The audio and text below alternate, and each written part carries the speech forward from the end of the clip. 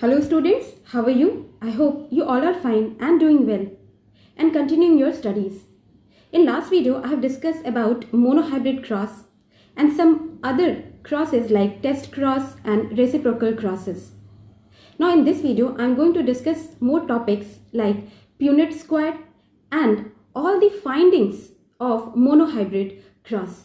So let us start the class. So students, the first topic today I am going to discuss is Punnett square. This Punnett square was developed by Reginald C. Punnett. Reginald C Punnett एक scientist थे जिन्होंने ये Punnett square को develop या discover किया. क्यों किया discover, क्या ज़रूरत थी? Exactly this Punnett is a graphical representation. Punnett square is a graphical representation to calculate all the probable or possible genotypes of offsprings in various crosses. If you remember, in last video I have discussed about monohybrid crosses. Now this results of monohybrid crosses can be represented in the Punnett square. monohybrid crosses में हमने example लिया था toll और dwarf plant का. तो parent plant जो थे वो होमोजाइगस, एक प्लांट होमोजाइगस डोमिनेंट था और दूसरा होमोजाइगस रिसेसिव. तो जब गैमेट फॉर्मेशन हो रहा था तो गैमेट फॉर्मेशन के दौरान दो कैपिटल टी वाले गैमेट बन रहे थे और दो स्मॉल टी वाले गैमेट. अब इसे क्रॉस करने के बाद जो रिजल्ट्स आएंगे वो हम एक स्क्वायर में रिप्रेजेंट कर सकते हैं. एक स्क्वायर, पहले we will draw one square. अब इस स्क्वायर को हम डिवाइड करेंगे 4 मोर स्क्वायर्स में, क्योंकि 4 गैमेट्स बन रहे हैं. दो पेरेंट्स के 4 गैमेट्स बन रहे हैं. तो we will divide this square into 4, internally 4 squares. अब जो होमोजाइगस डोमिनेंट प्लांट के जो दोनों गैमेट्स हैं, we will write those gametes in one side, and homozygous recessive plant के जो दोनों गैमेट्स हैं, we will write the gametes of that recessive plants on another side. ये क्या है? ये टॉल प्लांट्स की गैमेट्स है और ये ड्वार्फ प्लांट्स की गैमेट्स है, राइट. अब हमें पता था कि हम इसकी क्रॉसिंग कराते थे और हमें रिजल्ट मिलता था हेट्रोजाइगस डोमिनेंट प्लांट. तो अब इस रिजल्ट को हम ऐसे भी रिप्रेजेंट कर सकते हैं. When capital T and small T gamete will fuse, then it will form the combination capital T small T. अब ये गैमेट और ये गैमेट जब फ्यूज करेंगे तो उसका रिजल्ट हम इसे इस स्क्वायर में लिखेंगे. Now again this capital T and this small T, this 2 gametes will fuse and form the combination which will be written in this square, and the result of the fusion of this capital T and the small t will be written in this square. यहाँ same चीज़ हम यहाँ पर कर रहे थे जब इसकी fusion करा रहे थे. ये कैपिटल टी और स्मॉल टी जब यहाँ पर क्रॉस कर रहे थे तो हमें ये कॉम्बिनेशन मिल रहा था. सिमिलरली दूसरे 2 फ्यूजन्स में हमें इस तरह से क्रॉसेस के बाद ये 4 कॉम्बिनेशंस मिल रहे थे, हेट्रोजाइगस कॉम्बिनेशंस. वो ही रिजल्ट ये सेम मोनोहाइब्रिड के F1 जनरेशन के जो प्लांट्स के जो रिजल्ट्स मिले हमें, जो जीनोटाइप्स मिले, वो हम स्क्वायर में रिप्रेजेंट कर रहे हैं. तो this graphical representation of all the offsprings found in F1 और next in F2 generation also, सारे क्रॉसेस के जो F1 F2 जनरेशन के जो भी प्रोबेबल और पॉसिबल जीनोटाइप्स का रिप्रेजेंटेशन जब हम ग्राफिकली करते हैं स्क्वायर के अंदर, that graphical representation of those genotypes of crosses is known as Punnett square representation. Means एक ये जो स्क्वायर है इसे हम कहेंगे प्यूनेट स्क्वायर. इसी तरह से F2 जनरेशन के जो भी रिजल्ट्स हैं वो भी हम स्क्वायर के अंदर रिप्रेजेंट कर सकते हैं.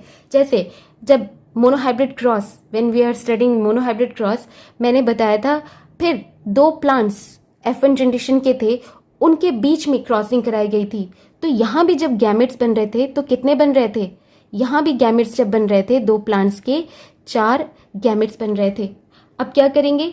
इसका रिजल्ट भी अगर हमें ग्राफिकली स्क्वायर के अंदर प्रेजेंट करना है, then again we will draw a square and internally we will divide it into 4 more squares because we have 4 gametes. अब ये एक प्लांट का जो गैमेट है, 2 गैमेट्स है, we will write that both gametes one side and the another plant gamete will be written on the another side. अब ये दोनों gametes की combination क्या होगी, कैपिटल T, जो इस स्क्वायर में लिखेंगे. फिर जब ये कैपिटल T और स्मॉल t की कॉम्बिनेशन के जो रिजल्ट्स हैं उसे हम यहाँ लिखेंगे. Next the combination of these both gametes will be written here and the combination of the gametes fusion, जो इस दोनों के गैमेट्स की फ्यूजन होगी तो उसका रिजल्ट हम लिखेंगे यहाँ.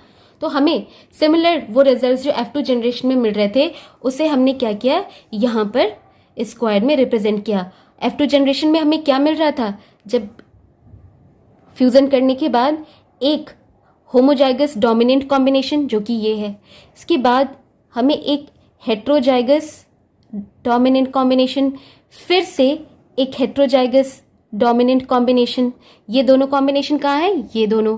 And now we were getting one homozygous recessive combination which is this combination. तो जो भी F1 या F2 जनरेशन में प्लांट्स बने ड्यू टू क्रॉसेस, उसे हम ग्राफिकली रिप्रेजेंट कर सकते हैं प्यूनिट स्क्वायर में. ओके तो यहाँ पर भी हम आसानी से रेशियो निकाल सकते हैं. अगर जीनोटाइप की बात करें तो one combination is of capital T, there is two combination of capital T small t and one combination of small t means इसका क्या है genotype 1:2, 2:1. And these three plants will be tall because capital T, which is controlling the tall characteristic, is dominant and this one plant will be dwarf. तो phenotypic ratio इसका यहाँ से हम आसानी से देख सकते हैं, that is 3:1. So all the results can be represented graphically in the Punnett square. So this is all about Punnett square. Okay, students, we will go back to monohybrid cross and we will study the findings of monohybrid cross, means what were the discoveries which Mendel did due to this monohybrid cross. monohybrid cross के दौरान Mendel ने क्या क्या discover किया, क्या क्या उन्होंने observe किया. The first thing Mendel observe that something was being transmitted from parents to offspring. Parents से ऑफस्प्रिंग में कुछ ट्रांसफर हो रहा है जिसकी वजह से उनके कैरेक्टरिस्टिक्स जो हैं वो ऑफस्प्रिंग्स में भी नजर आ रहे हैं. And the thing which was being transmitted he named it factor.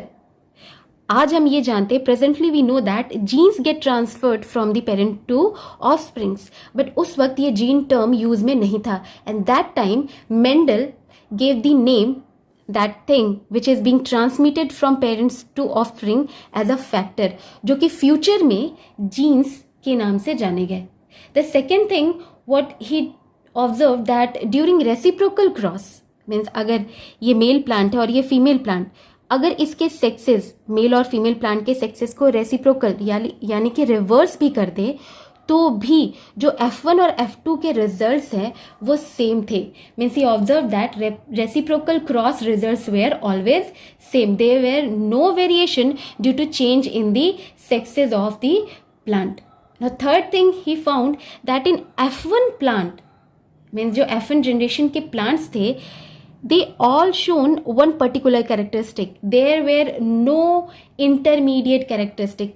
इसमें से एक भी plant ने कोई intermediate characteristic show नहीं किया. For example, अगर हमने 100 मीटर टॉल कोई प्लांट लिया और 50 मीटर टॉल प्लांट लिया, ड्वार्फ प्लांट, ये 100 मीटर का टॉल प्लांट और 50 मीटर ड्वार्फ प्लांट, एक भी प्लांट जो F1 जनरेशन में था उसने एक कोई इंटरमीडिएट हाइट शो नहीं की, मीन्स जैसे कि 75 मीटर हाइट शो नहीं की. सारे के सारे प्लांट्स जो थे वो 100 मीटर के थे, मीन्स टॉल थे, सारे के सारे लंबे प्लांट्स थे. इससे उन्होंने ये देखा कि F1 जनरेशन में हेट्रोजाइगस कंडीशन होने के बावजूद, मीन्स दोनों ही एलिल्स प्रेजेंट थे, एक टॉल और एक ड्वार्फ वाली एलिल्स, दोनों ही एलिल्स प्रेजेंट होने के बावजूद सिर्फ एक ही ट्रेट या एक ही कैरेक्टरिस्टिक जो है वो एक्सप्रेस हुआ. और इससे उन्होंने कंक्लूड किया कि the allele which is being expressed or the allele which is expressing itself was dominant. means जो allele express हो रहा है वो dominant है और जो नहीं हो रहा है express वो recessive है. इसके बाद उन्होंने F2 जनरेशन के रिजल्ट्स देखे. इन F2 generation he found that both the parental traits were expressed. भले ही रेशियो कम या ज़्यादा हो, मीन्स 3 टॉल और 1 ड्रॉफ हो, बट उन्होंने ये देखा कि F1 जनरेशन में सिर्फ एक ही पेरेंट प्लांट का जो कैरेक्टरिस्टिक है वो एक्सप्रेस हुआ, बट F2 जनरेशन में बोथ पेरेंटल कैरेक्टरिस्टिक्स और both parental traits were expressed. इससे उन्होंने ये कंक्लूड किया कि there was no mixing of traits.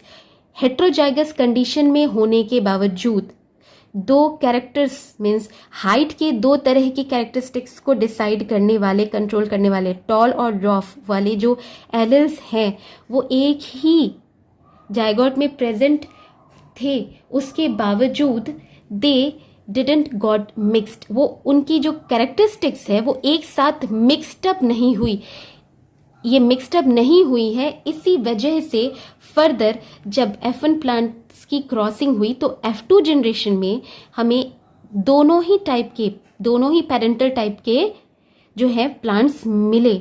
अगर मिक्सिंग हुई होती F1 जनरेशन में तो F2 जनरेशन में हमें जो दूसरा वाला ड्वार्फ प्लांट, जो दूसरे प्लांट का कैरेक्टरिस्टिक है वो हमें नहीं मिलता. F2 जनरेशन में भी सारे के सारे टॉल प्लांट होते. तो मीन्स F2 जनरेशन में क्योंकि दोनों ही पेरेंटल ट्रेट एक्सप्रेस हुए, this shows that even if two different alleles are present which are deciding two characteristics in a same zygote, even though they do not get mixed.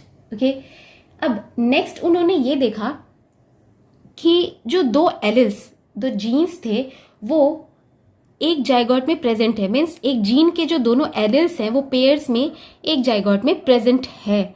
But जब भी gamete का formation होता है ये दोनों alleles जो हैं they use to get separate.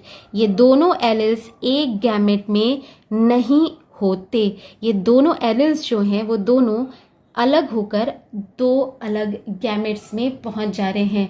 Means at the time of gamete formation these two alleles which are present in same individual or in a same zygote they get separated and distributed into two different gametes.